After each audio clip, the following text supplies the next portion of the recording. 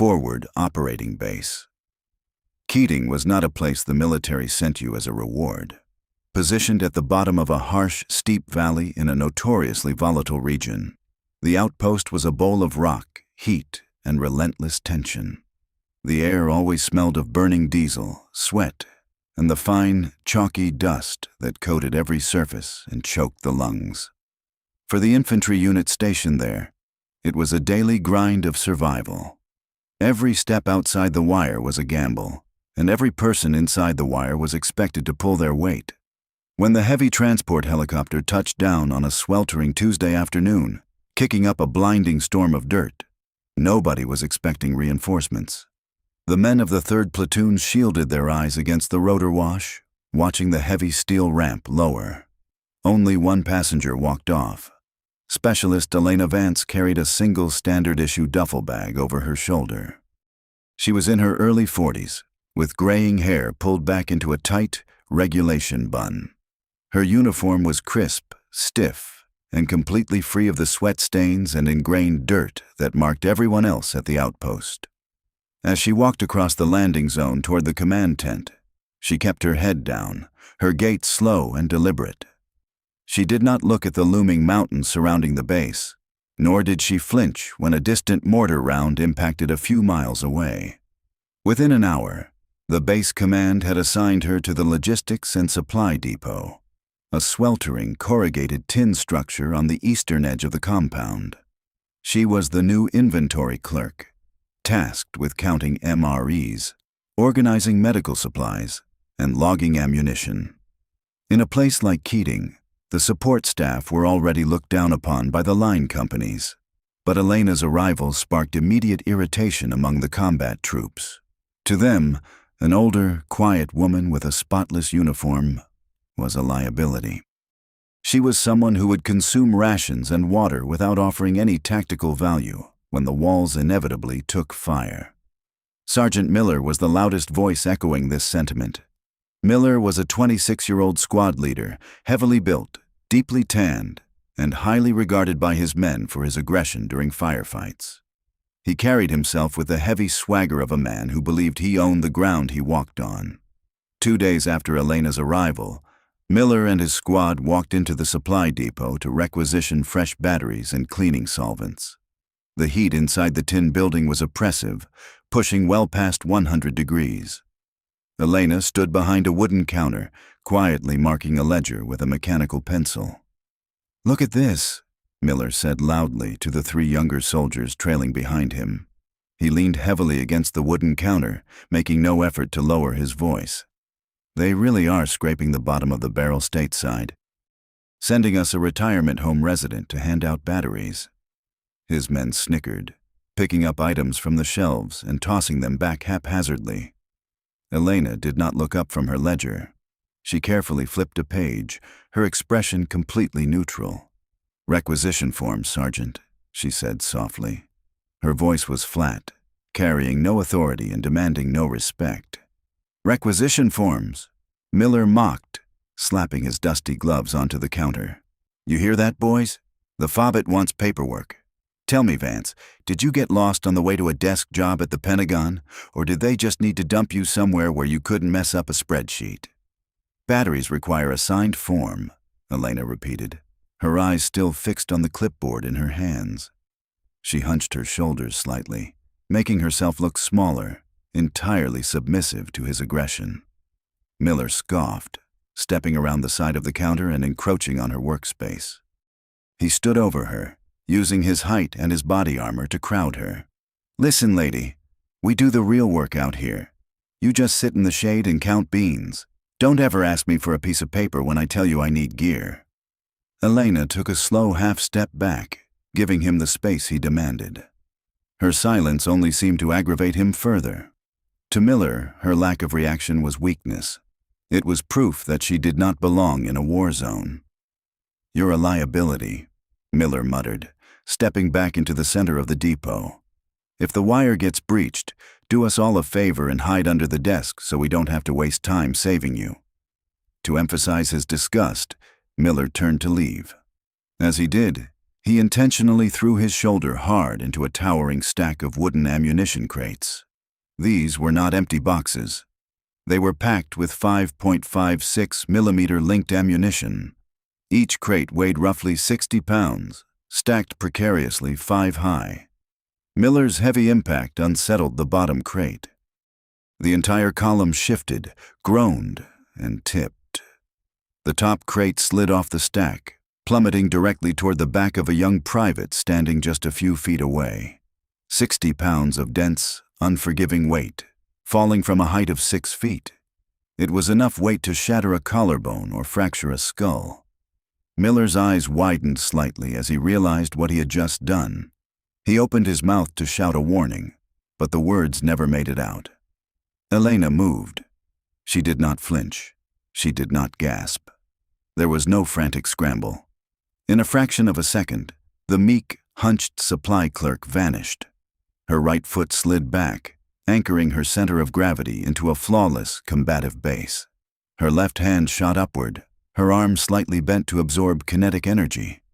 Her palm struck the underside of the falling crate just inches from the young private's head. The heavy box stopped dead in mid-air. Elena held the 60-pound crate with one single hand. Her arm did not shake. Her knees did not buckle. She had caught the dead weight with the mechanical, fluid precision of someone who understood exactly how to manipulate mass and leverage. For 2 agonizing seconds, the sweltering supply depot was entirely silent.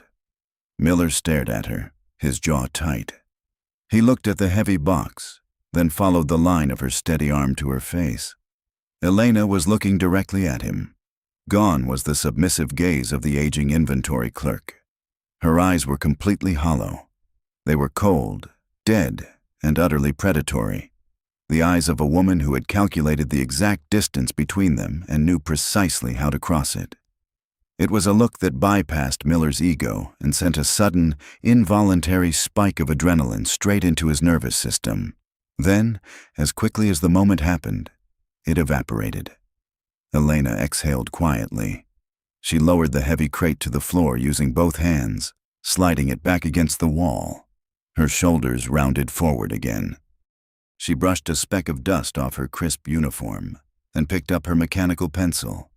"Careful, Sergeant," she said softly, her eyes returning to the ledger. "Ammunition is heavy." Miller stood frozen for another moment, his mind struggling to process the sheer speed and physical strength he had just witnessed. He looked at his men, who were equally bewildered but hadn't caught the predatory shift in her eyes. "Right," Miller grunted, trying to recover his swagger, though his voice lacked its previous volume. "Let's go." As the squad walked out into the blinding afternoon sun, Miller rubbed the back of his neck, unable to shake the sudden, creeping sensation that he had just stepped into the cage with something incredibly dangerous. Back inside the depot, Elena Vance simply turned the page of her ledger and continued to count. Rumor was the only currency that held any real value at Forward Operating Base Keating. By the time the sun set over the jagged peaks of the valley, the incident in the supply depot had been dissected, exaggerated, and entirely rewritten by the enlisted men in the mess hall. The general consensus was that Specialist Vance was exactly what she appeared to be, a washed-up Pentagon paper pusher. The older infantrymen claimed they knew her type. They wagered she had lost a classified hard drive or failed a routine physical fitness test, resulting in a punitive transfer to the farthest corner of the sandbox. As for catching the 60-pound crate of ammunition, Miller waved it off loudly over a plate of powdered eggs, attributing it to a lucky angle and blind panic. He assured his squad that if it had been a real combat scenario, the old woman would have frozen solid. But not everyone was convinced she was just a clumsy clerk. Private First Class Davis, a 20-year-old assistant armorer, spent his nights in the heavily secured weapons lockup. His job was to repair jammed rifles, catalog serialized parts, and maintain the base's heavier weapon systems. It was tedious, greasy work. 2 nights after the incident in the supply depot, the power generator for the Eastern Quadrant failed, plunging the armory into pitch blackness. Davis was searching for his red lens flashlight when he heard the distinct, metallic clack-snick of weapon assembly coming from the far workbench. He froze, his hand hovering over his sidearm. Base protocol dictated the armory be locked down, but the door had been propped open for ventilation. Moving quietly through the dark, Davis peered around a towering rack of M4 carbines. Elena Vance was sitting at the bench. There was no light, not even the glow of a tactical watch. Spread out on the mat in front of her was an M24 sniper weapon system. The heavy-barrel bolt-action rifle had been brought in earlier that day by a scout team, completely seized up with fine mountain sand and carbon fouling. Davis had marked it with a red tag, planning to soak it in solvent the following morning because the bolt was locked tight. Yet, in total darkness, Elena's hands moved over the weapon with blinding speed. She was not fumbling. She was not searching for pins or springs. Her fingers worked with pure mechanical memory. Davis watched, entirely paralyzed, as she depressed the sear, slid the heavy bolt free, and stripped the firing pin assembly in 3 fluid motions. She wiped the components with a clean rag, applied a precise drop of synthetic oil by touch, and reassembled the bolt. The metallic sliding sound of the action locking into place was crisp and flawless. Elena placed the rifle back on the rack, picked up her clipboard, and walked out into the dusty night. Davis walked over to the M24, pulling his flashlight from his pocket and clicking it on. He racked the bolt. It glided like it was suspended on glass. It was a level of maintenance precision that took armorers years to master, performed blindfolded by a woman who supposedly spent her days counting bootlaces. The next afternoon, Davis found himself tasked with delivering a box of replacement firing pins to the supply depot. The temperature had peaked at a blistering 110 degrees. Elena was sitting behind the counter, making her usual meticulous notes in a green military ledger. As Davis set the box down, a gust of hot wind blew through the open door, flipping the pages of her ledger back. Davis caught a glimpse of the columns. They were not inventory numbers. They were not counts for batteries or medical kits. The columns were filled with highly specific meteorological data. She was logging the time of day alongside barometric pressure readings, ambient air temperature, and humidity percentages. The far right column was entirely dedicated to wind velocity and directional shifts, broken down into 10-minute intervals. Before Davis could ask why a supply clerk was tracking the minute changes in valley updrafts, data exclusively used by elite long-range marksmen to calculate bullet drop, Elena casually flipped the ledger closed. She offered him a polite, entirely vacant smile, signed his delivery sheet, and went back to organizing shelves. The tension surrounding Elena finally breached the surface later that week. Sergeant Miller and his squad had spent the morning at the makeshift zeroing range just inside the wire. They returned to the staging area dusty, sweating, and irritable. They dropped their gear near the supply depot to begin the tedious process of cleaning their rifles. Miller was loudly complaining to a corporal about his target groupings. "It's the ammunition," Miller grumbled, furiously scrubbing the bolt of his M4 carbine with a wire brush. "It's cheap, mass-produced garbage. I was aiming center mass at 500 yards, and my rounds were walking off to the left." The wind was dead calm. "It's the powder grain. Has to be." Elena walked past the group, carrying a bundle of heavy canvas straps. She paused near the wooden rack where Miller had rested his rifle. She didn't stop walking, nor did she look directly at Miller, but she let her eyes drift over the optic mounted on his weapon. "Your ammunition is fine, Sergeant," Elena said quietly. Miller stopped scrubbing. The corporal beside him went rigid. Miller slowly turned around, his face flushing dark red beneath the dirt and sweat. "Excuse me?" Miller demanded, stepping toward her. "What did you say?" Elena stopped and turned to face him, keeping her posture thoroughly relaxed. "Your ammunition isn't the problem. You have a scope calibration error." Miller let out a harsh, patronizing laugh, looking around at his men to ensure they were witnessing this. "Is that right? The inventory clerk is diagnosing my optics now. Please, specialist, enlighten me." Elena pointed a single finger toward the scope mounted on his rifle rail. "Your forward scope ring is over-torqued on the right side," she stated, her voice devoid of any arrogance, delivering the information as a simple matter of fact. "You have a 0.5 millimeter gap on the left. It's shifting your optical axis just enough to throw your windage off at distance. At 500 yards, that 0.5 millimeter defect translates to a 6-inch deviation to the left. If you loosen the torque screws, reset the ring flush to the rail, and apply exactly 65 inch-pounds of torque, you'll hit your target." Miller stared at her. The technical terminology hung in the heavy, hot air. Inch-pounds of torque, optical axis, windage deviation. These were not terms learned in a basic supply logistics course. They were the obsessive, microscopic details obsessed over by advanced precision shooters. Miller opened his mouth to insult her, to tell her to get back to her spreadsheets, but he hesitated. He looked down at his rifle. He leaned in close, inspecting the forward scope ring. There, barely visible to the naked eye, was a microscopic gap on the left side where the metal did not sit perfectly flush. Miller's stomach tightened. He looked back up, but Elena was already gone, having quietly walked back into the sweltering darkness of the supply depot, leaving the squad standing in the dust. Davis, who had been watching from the armory window, felt a cold sweat break out on the back of his neck despite the desert heat. He realized he didn't know who was sitting inside that tin building. He only knew she was not a clerk, and as the wind shifted, howling down the steep mountain passes and kicking up a thick wall of dust against the wire, Davis wondered what she was preparing for. "Would you like me to continue with Part 3, where Miller's squad heads outside the wire into the fatal valley ambush?"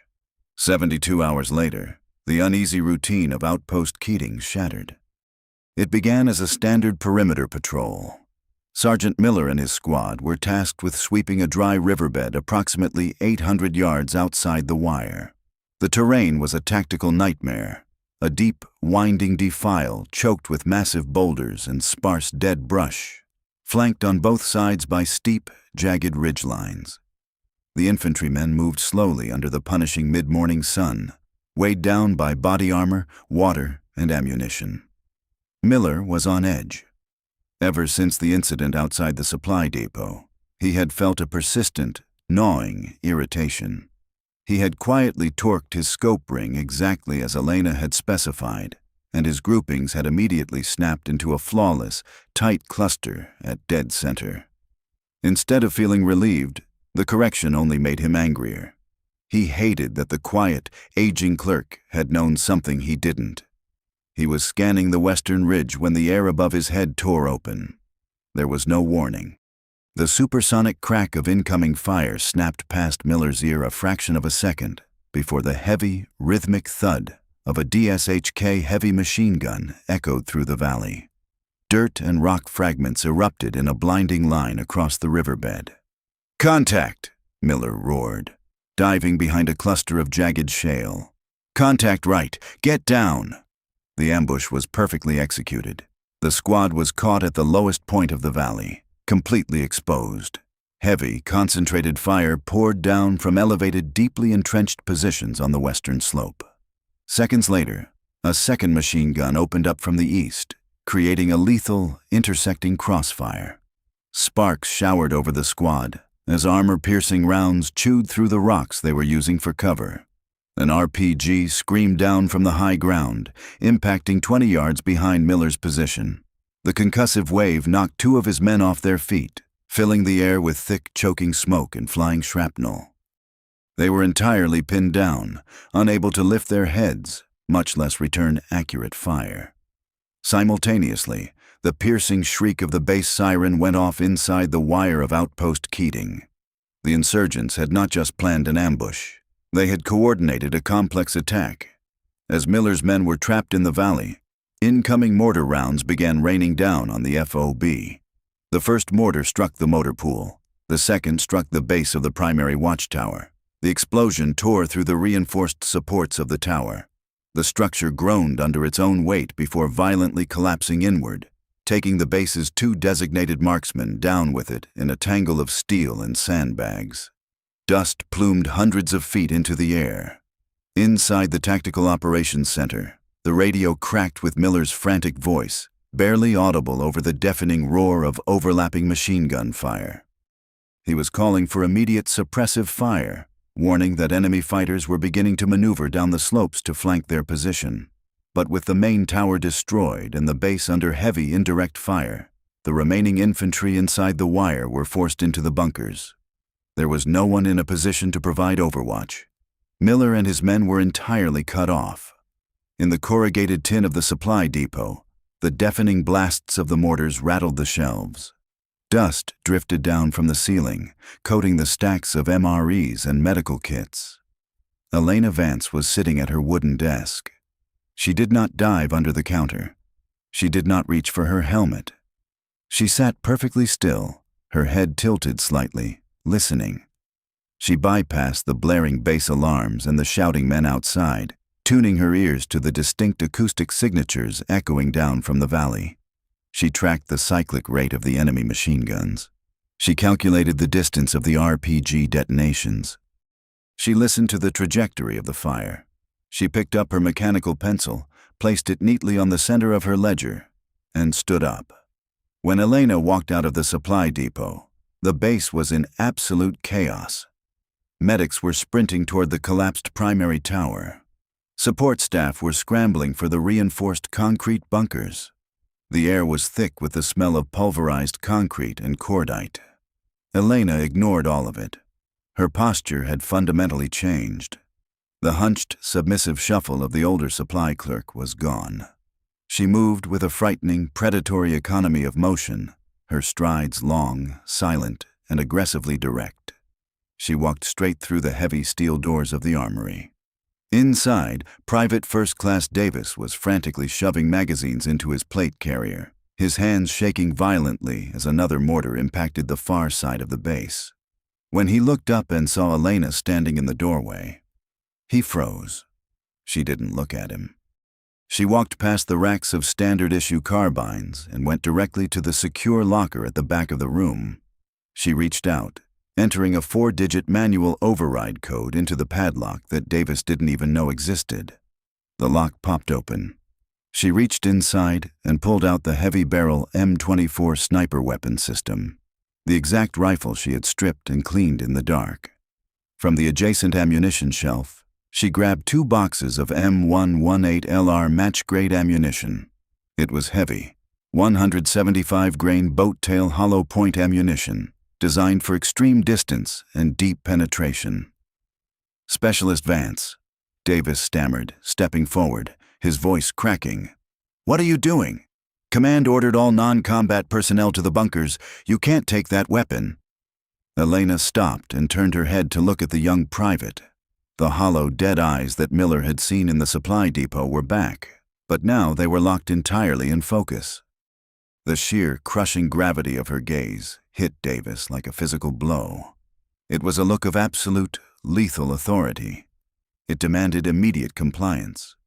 "Stay in the armory, Private," she said. Her voice was flat, carrying no panic, only the cold resonance of an order that was not to be questioned. Davis swallowed hard, his hands falling to his sides. He took a step back, making way. Elena turned and walked out the door, the heavy rifle held effortlessly at the low ready. She did not head toward the safety of the bunkers, nor did she move toward the staging area where the quick reaction force was struggling to organize.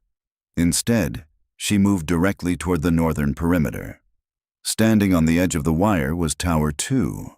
It was an old, secondary observation post built from stacked HESCO barriers and a wooden platform. It had been deemed structurally compromised months ago and was heavily exposed to the surrounding mountains. It had no roof and offered zero overhead cover from the ongoing mortar barrage. It was a suicide position.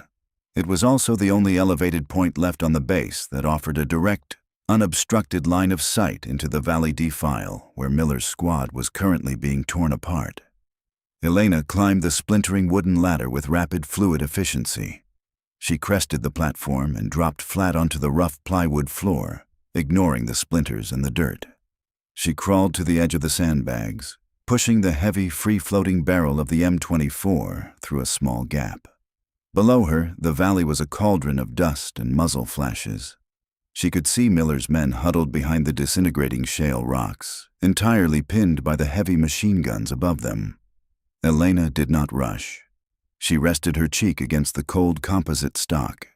She checked the wind direction against the dust kicking up in the defile, feeling the heavy updraft coming off the valley floor. She reached up to the optic, her fingers snapping the elevation and windage turrets into place with precise, metallic clicks, adjusting for the distance and the microscopic atmospheric shifts she had been logging all week. She racked the bolt, chambering the first heavy round, and settled her crosshairs onto the western ridgeline. Inside the heavily sandbagged Tactical Operations Center, the air was thick with the smell of ozone, sweat, and burning radio components. Captain David Reynolds stood over the primary communications console, his hands gripping the edge of the metal desk so hard his knuckles were white. The situation outside the wire was rapidly deteriorating into a total loss. Through the cracked speaker of the tactical radio, Sergeant Miller's voice was barely intelligible, completely drowned out by the overlapping rhythmic hammering of enemy heavy machine guns. Miller was screaming for suppressive fire, his squad trapped in the fatal funnel of the valley defile. But Reynolds had nothing left to give him. The base's primary watchtower was a smoking crater of pulverized concrete. The mortar barrage had forced the infantry into the bunkers, and the quick reaction force was completely pinned down near the motor pool. Reynolds stepped away from the console and moved to the reinforced observation slit cut into the eastern wall of the bunker. He raised a pair of high-powered, stabilized military binoculars to his eyes, forcing his focus through the thick plumes of black smoke drifting across the compound. He found the valley floor. It was a slaughterhouse in the making. The insurgents held the absolute high ground on the western ridgeline, pouring relentless, plunging fire into the rocks where Miller's men were huddled. Reynolds could see the dust kicking up in violent bursts mere inches from the American soldiers. In less than 2 minutes, the enemy would flank the position, and the squad would be entirely wiped out. Reynolds braced himself against the concrete, the heavy weight of command settling in his chest. He was about to watch his men die. Then, a distinctly different sound cut through the chaos. It was a single, heavy, resonant crack. It did not carry the rapid metallic chatter of the enemy machine guns, nor did it sound like the panicked, erratic bursts of standard-issue carbines. It was the deep, concussive report of a heavy-barrel precision rifle firing a 175-grain Magnum round. Through the binoculars, Reynolds instantly saw the result. On the western ridgeline, 800 yards away, the lead gunner operating the DSHK heavy machine gun violently snapped backward, his weapon falling instantly silent. Reynolds shifted his optics, tracking back along the trajectory of the shot, desperately searching for the source.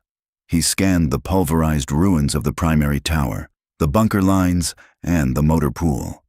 Nothing. He panned further north, his lenses settling on the structurally compromised, heavily exposed wooden platform of Tower 2. Through the magnified glass, Reynolds saw a lone figure lying flat against the rough plywood, completely exposed to the elements and any incoming mortar fire. He adjusted the focus ring, zooming in on the shooter.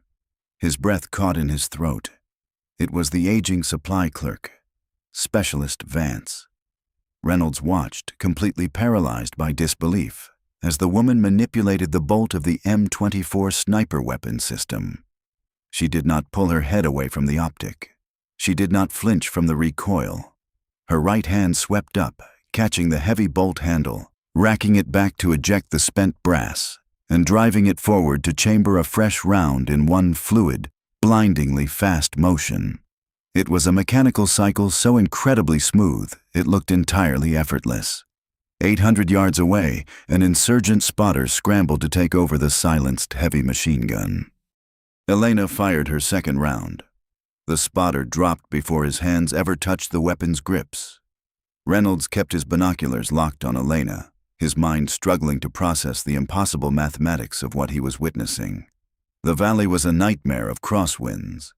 The updraft from the dry riverbed was fighting against the sheer winds howling down the mountain passes, creating a constantly shifting, invisible wall of moving air. At 800 yards, a miscalculation of a single mile per hour of wind speed meant missing the target by feet. Yet, Elena was not missing. She was not even pausing to calculate. She was reading the dust, the brush, and the mirage in the air with the innate, predatory instinct of an apex predator. 3 insurgents broke from their cover on the eastern slope, hoisting rocket-propelled grenade launchers onto their shoulders to finish off Miller's trapped squad. Reynolds watched Elena's left hand snap up to the scope's elevation turret. She did not look at the dials. She made 3 rapid metallic clicks entirely by touch, adjusting her 0 for the new distance and the steeper angle. She fired.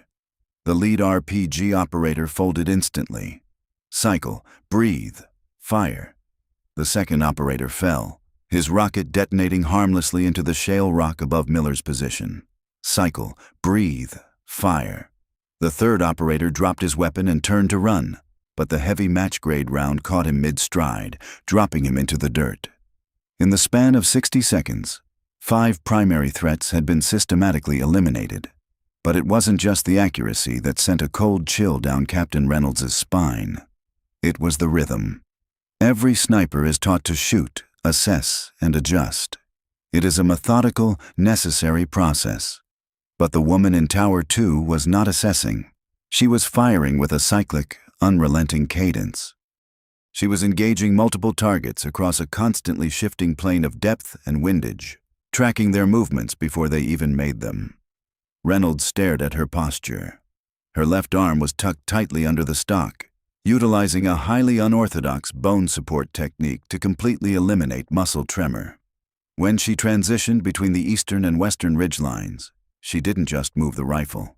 She shifted her entire skeletal alignment in a highly specific pivot step motion. Reynolds knew that motion. He had seen it exactly once before, years ago, during a joint task briefing at Coronado.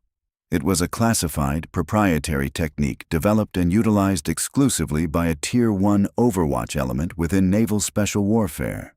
It was a technique designed to allow a lone operator to lock down an entire city block by moving faster than the enemy could process the threat. The pieces slammed together in Reynolds' mind with the force of a physical blow. The spotless uniform, the absolute lack of fear, the flawless maintenance of the weapons, the specific, hollow look in her eyes. She wasn't a washed-up supply clerk. She was a ghost. Reynolds remembered the heavily redacted after-action reports passed around in hushed tones among the officer corps.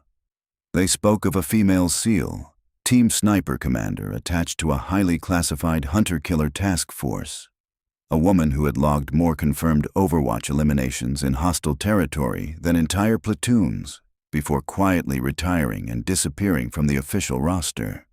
The military didn't let assets like that go. They simply buried them where they were needed most, hiding them in plain sight until the wolves came to the door. Outside, the valley was turning into a killing floor, but the momentum had entirely shifted. The insurgents were panicking. They could not locate the source of the fire. Every time a fighter stepped out from behind a boulder to fire on Miller's squad, they were instantly neutralized. Elena was a machine.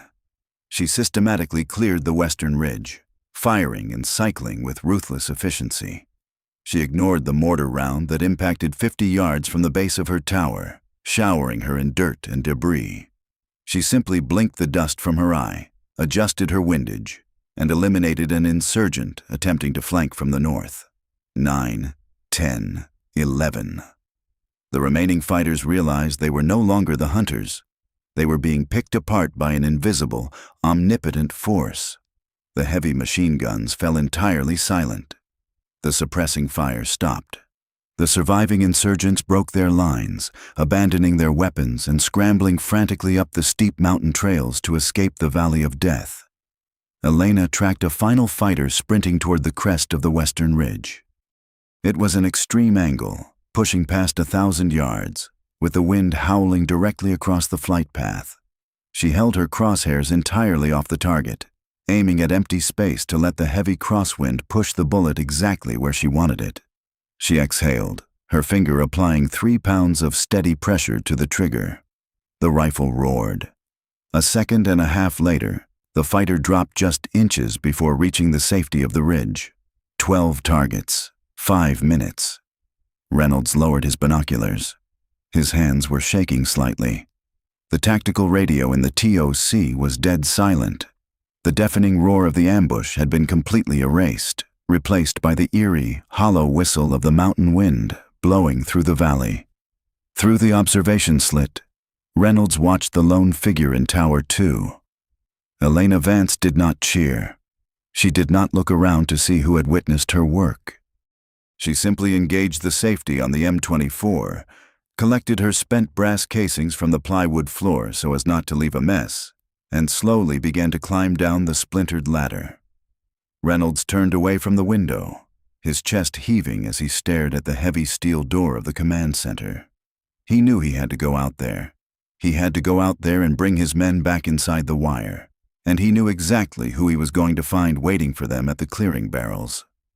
The heavy steel gates of outpost Keating ground open, kicking up a final, choking cloud of valley dust. Sergeant Miller and his squad limped inside the wire.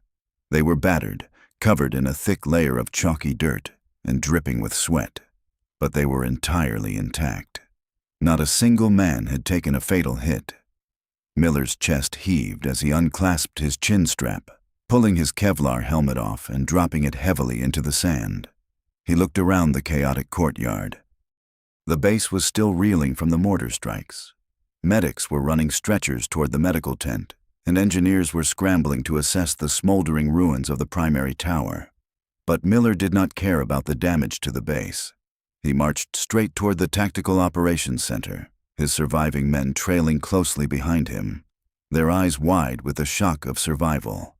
"Who was it?" Miller demanded, grabbing a passing corporal by the shoulder strap of his body armor. "Who was on the glass? Which team is operating out there?" The corporal just stared at him, shaking his head, pointing a trembling finger toward the armory clearing barrels. Miller let go and marched across the compound. He fully expected to find a phantom element, a pair of bearded, heavily armed operators in sterile uniforms, packing up Pelican cases. Instead, as he rounded the corner of the motor pool, he found the aging supply clerk.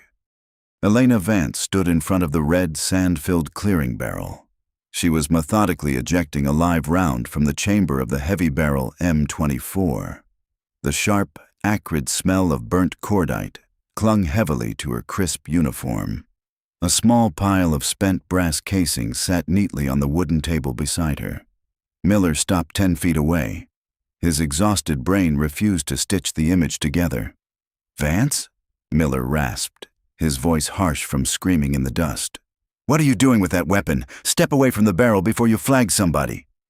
Elena did not look at him. She locked the bolt back, visually and physically inspected the chamber, inserted a yellow safety flag into the breech, and rested the rifle on the rack. Only then did she turn to face the squad. Before Miller could open his mouth to demand answers again, the heavy steel door of the command bunker slammed open. Captain Reynolds strode out into the fading afternoon sunlight. He moved with a stiff, urgent purpose, his eyes locked entirely on Elena. He walked right past Miller, completely ignoring the squad leader. Reynolds stopped 2 paces from the supply clerk. He snapped to rigid attention, bringing his right hand up in a crisp, sharp salute. "Stand down, Commander," Reynolds said, his voice carrying clearly over the idling hum of the base generators. Miller felt all the blood drain from his face. His knees suddenly went weak under the crushing weight of his ceramic plates. He looked from his base commander to the quiet woman holding a clipboard. Elena returned the salute with a slow, perfectly measured motion. "Commander," Miller choked out, the words scraping against his dry throat. Reynolds turned his head slightly, glaring at the sergeant with absolute disdain. "Lieutenant Commander Elena Vance, Naval Special Warfare Development Group. She was running deep cover overwatch in hostile territory before you were old enough to enlist, Sergeant." You and your men are standing here breathing right now because she decided to pull her rifle out of retirement to do your job for you. The courtyard felt incredibly heavy. Miller's men stared at the dirt, thoroughly mortified. The memory of the supply depot, the jokes, the disrespect, the 60-pound crate of ammunition Miller had intentionally knocked over to test her, crashed down on him all at once. He had deliberately provoked a Tier 1 asset. He had bullied a legendary operator who had just clinically disassembled 12 heavily armed fighters in under 5 minutes to save the lives of the very men who had openly humiliated her. Miller took a slow, unsteady step forward. The aggressive swagger that defined his entire personality was completely gone, replaced by a deep, hollow shame. He looked at Elena. Her eyes were no longer cold or predatory. They were just tired.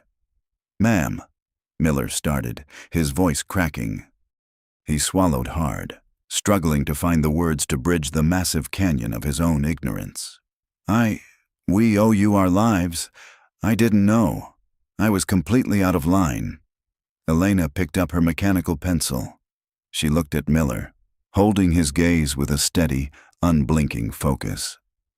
"Arrogance is a liability, Sergeant," she said softly.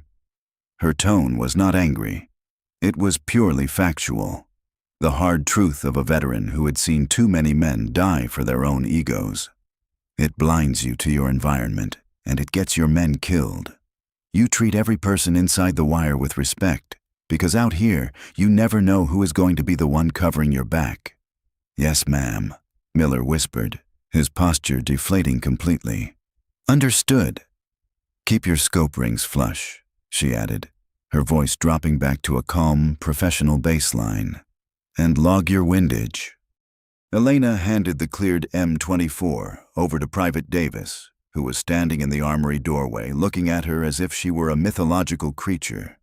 She adjusted her grip on her green military ledger, turned away from the commanding officer and the shattered infantry squad, and walked quietly back across the dusty courtyard. The sun was beginning to set over the jagged peaks of the valley, casting long, dark shadows across outpost Keating. The base slowly began the grueling process of treating the wounded and rebuilding its defenses for the night. And inside the stifling heat of the corrugated tin supply depot, Commander Elena Vance flipped her ledger to a fresh page, clicked her pencil, and went back to counting boxes.